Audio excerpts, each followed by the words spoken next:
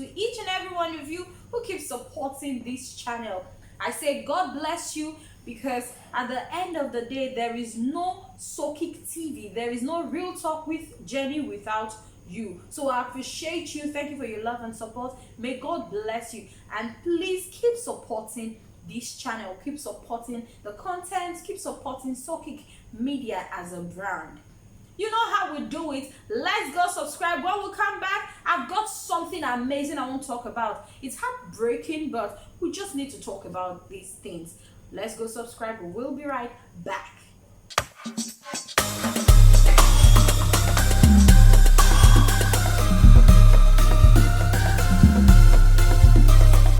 Welcome back to the program. For those of you just joining us, it is Real Talk with Jenny. Shattered. You all know what is happening in Nigeria currently, what's happened in Lagos State. A young girl by the name Ayowale, I hope I got that right, Ayowale Bamise, she boarded the BRT bus, and at the end of the day, she did not come out alive.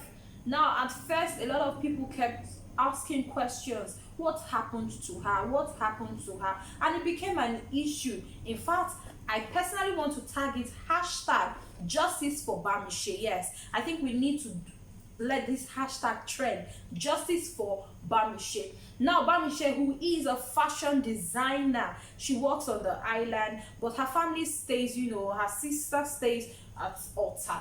And so after the weekend, or during the weekend, she goes to her sister's place to, stay with her during the weekend. That was what she was just about to do on the day she met, whatever befell her. And it's so bad.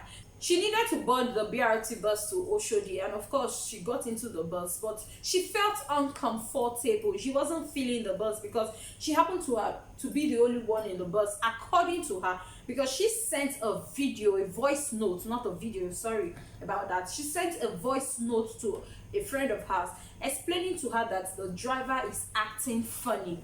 But unknown to the driver did not know, he had no idea that Bamise already sent a voice note to her friend, identifying the bus number, and of course talking about her experience in the bus. After some days, her family members, began searching for her, and it became an issue in Nigeria. And of course, social media helped in, creating awareness to the fact that a certain Bamise is missing. Now, this is the story. The driver finally got caught, and his first story was, that she entered the bus, and then there were two guys and a lady in the bus, but they were holding, ammunitions, threatening his life and telling him, what to do and what not to do. Why did I run, sir? When those guys showed me the weapon, as I was saying, sir, I was I can't be myself anymore. Fears have come in me. So whatever the man on guns sit down there, whatever he told me is what I do. When I follow that Carter bridge, after that overhead bridge, they ordered me to stop there. And when they ordered me to stop, so I should open the door. When I open the door, then they now track. When they come down, they now start dragging her down. When I saw she was crying for help, actually I'm helpless. So I was just thinking that she's inside the vehicle, holding the iron. So I move on. So you left her there? That's just the truth, sir. You left her there? I left her at that scene. I never knew that they dragged her down already. What is the connection between you and those three guys that you picked up? I have no connection with just a person. I have no connection with any one of them. So when I heard this, I said to myself, I don't believe this story. Of course, this is Real Talk with Jenny, and I'm allowed to air my opinion. I don't believe the driver, because at the end of the day, Bamise was found, her private parts taken off. You can imagine the pain this young girl, the loneliness she felt towards close to her death. At that moment, she gave up on life itself, because there's nobody around to help her, and that's just my feeling. No one around to help her. And then probably she must have been taken to a secluded place where the atrocities or the atrocity was committed. It's so painful that in Nigeria, as standard as BRT bus is, it's okay for the drivers to put off the light. There's supposed to be a policy, or there's supposed to be like a control room that controls the when it comes to putting lights in the bus. When they notice, because you're supposed to, I don't know, but they're supposed to fix these things. There's supposed to be constant light in the bus, and it should be controlled by the organization or the company in charge of running the BRT transport. The Lagos State Governor Sanwo-Olu stated that he would not let any stone unturned in an attempt to ensure that justice is brought.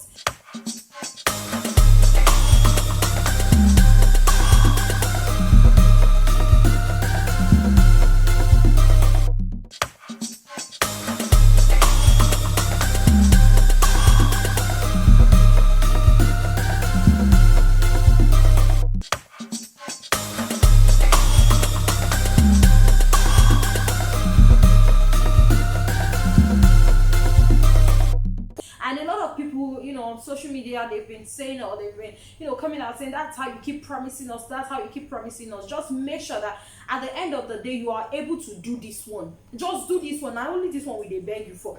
It's painful that a 22-year-old young girl, a hustling young girl, lost her life in such a tragic experience. Yes, I call that a tragic experience because she saw the end of last year and she celebrated this new year, and for her to just unexpectedly say her death was, there's a difference between when a person is sick and there's no hope, this girl is going to die, than for a person to be healed and hearty, and then just because she boarded a transport bus or a transportation company, use the transportation company which is popularly the BRT bus, and there's a level of trust people you often have with the BRT. They just believe that it's Lagos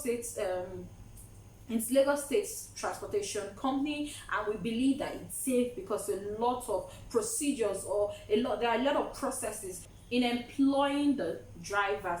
Now this Mr. Nice is saying that he was scared, and the thing there is that you are scared, or should I say Mr. Nice, he said he got scared, but how is it possible that they would take the girl and leave him? You don't get it, and leave him behind. And the painful thing there is, when that thing happened, did you go to the right authorities to report? He did not go to the right authorities. Rather, they started looking for him to arrest him, and that was when he came out and he sold this story. I don't believe this story. I think that the government, everybody in charge, everyone who has been put in charge of this case, please work very well, and let's not be biased. We can't keep encouraging people and telling them that it's okay to kill people, to abuse people. It's wrong. It's wrong. The meanness in the society keeps gaining momentum, it keeps growing, and it's out of control. So at the end of the day, I just believe that justice must be served. The Lagos State BRT should ensure that they work or they cooperate with the government, the right authority, that's the police. They should work with the police to ensure that, someone has to pay the price. Yes, I believe that someone, somewhere must pay the price. Enough is enough. And this goes out to me telling the federal government, Lagos State government, and every other state government in Nigeria, please, we need CCTV. You have to mount CCTV at strategic locations. If it were to be in Western countries, trust me, they'd have a way of fishing out these people with the help of CCTV. In Nigeria, we don't even have CCTV anywhere. And sometimes I ask myself, did we even plan? Is this country well planned? Because if we are well planned, trust me, a lot of people won't be killing people. You didn't create a hair, so why kill somebody? You were never part of her birth process, even her conception process, so why take her life at a very young age and a promising future? So it's so important, very, very important, that this is a wake-up call to the Lagos State government and the federal government. Fix CCTVs at strategic positions to help get people who have decided that There will be no peace for others in the country. This is a tragic loss. And I pray, I keep praying that God in his infinite mercy will fish out the dirty ones in this country. He has to take them away. If it's not money ritual, then we're talking about Yahoo Yahoo. If it's not Yahoo Yahoo, we're talking about kidnappers, we're talking about rapists. Where is there so much sin right now in Nigeria? Please also, parents, raise your kids well. And then to other ones who, their parents who actually raise their kids well, but there are kids who also choose to be bad and who choose to be a problem to society. So at the end of the day, this man needs to be interrogated properly. He needs to confess. He needs to confess. See, they need to squeeze out that confession. I'm not saying that probably you should force him to give the wrong report, because sometimes when people are, interrogated and a lot of pressure, they are forced to say otherwise. But please do the right thing to ensure that this man has to, stand up and say something. This story he's selling, I don't buy it. I can't buy it. And I'm sure every Nigerian out there can't buy it. We are not buying it. I am not buying it. How can we be living our lives and we are dealing already with the challenges, the financial challenges in the country, and then we'll be looking over our shoulder, as to, are we sure that the next person sitting behind us is not about to stab us, to kill us, to take our head? This is not what we bargained for. So please, Sanwo-Olu, Buhari, everyone, even the IGP, Inspector General of Police, please do something. You guys need to sit down and think of a way to flush this nuisance out of the country, out of society. Enough is enough. Alright guys, so a lot of you will be wondering and asking, who is this Chikala? Who is this beautiful queen? Okay, it's International Women's Day, and of course I want to celebrate every young girl. As far as you're a young girl, you're a woman, because you still get to that point. And it's happy International Women's Day to every woman in Nigeria, in Africa, and the world. I celebrate you. Remember to wear your crown beautifully. You are important. Say no to domestic violence and say yes to it being okay to live your dream. With me today is Kayla. Kayla, say hello to everybody. Hello. Keep believing in you. Keep trusting in God. And keep saying to yourself, I am a queen. Till we meet again next time, from me to you, it is bye-bye. And please keep subscribing, like the video, comment, and share. Without you, there is no Real Talk with Jenny. Without you, there is no Soki TV channel. So support us. We love you. We appreciate you.